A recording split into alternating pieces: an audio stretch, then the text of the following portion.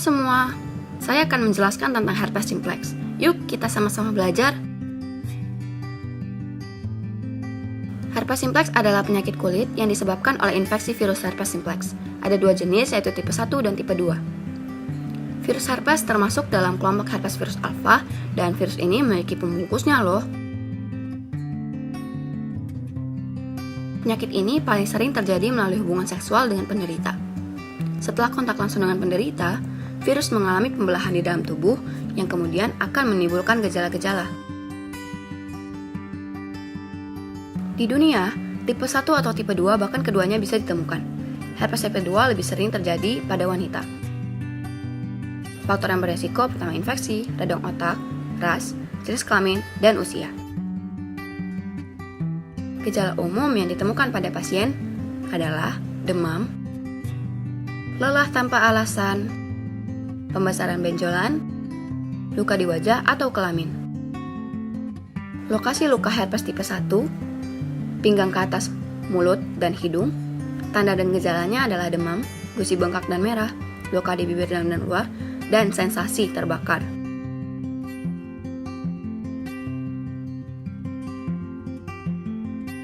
Lokasi yang sering terinfeksi penyakit herpes tipe 2 adalah pinggang ke bawah, terutama alat kelamin loh.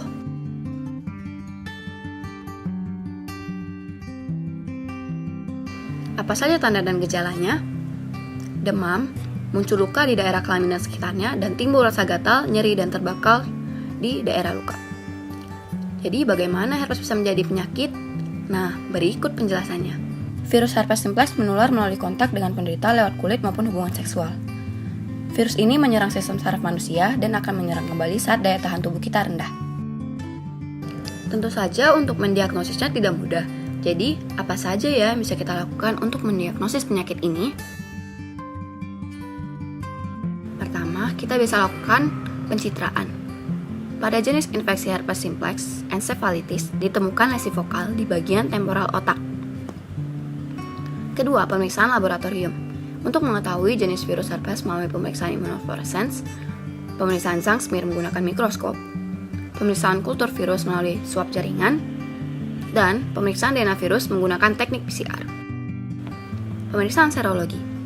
Pemeriksaan antibodi akan positif 1 minggu pasca infeksi dan dinyatakan infeksi primer apabila hasil serologi negatif namun hasil kultur positif.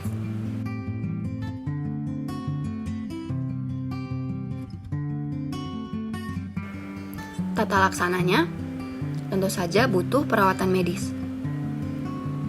Khusus balita dan ibu hamil dihimbau konsultasi ke dokter untuk melihat perkembangan janin. Kemudian obat-obatan, pasien akan diberikan obat antivirus. Serta penanganan sesuai gejala yang muncul seperti pemberian paracetamol jika demam dan membersihkan luka untuk mencegah infeksi. Komplikasi yang bisa terjadi adalah infeksi bakteri dan jamur. Ini bisa terjadi pada pria maupun wanita. Infeksi mata sering terjadi pada anak-anak dan umumnya disebabkan oleh HSV tipe 1. Infeksi kulit kemerahan, gatal, dan pecah-pecah. Infeksi saluran nafas yang biasanya terjadi pada orang-orang dengan sistem imun yang lemah.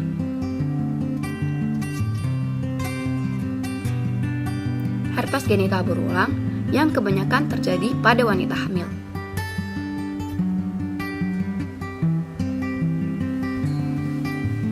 Infeksi HSV pada bayi umumnya karena bayi terkena cairan dari kelamin yang terinfeksi, dan 50% ini merupakan penularan dari ibu ke anak. Infeksi sistem saraf jarang terjadi, namun yang terjadi adalah radang pada otak. Pencegahan. Pertama, tidak berganti-ganti pasangan. Kedua, menggunakan kondom saat seks. Ketiga, menjaga kebersihan saat seks. Keempat, menghindari penggunaan handuk, pakaian, dan alat makan bersama.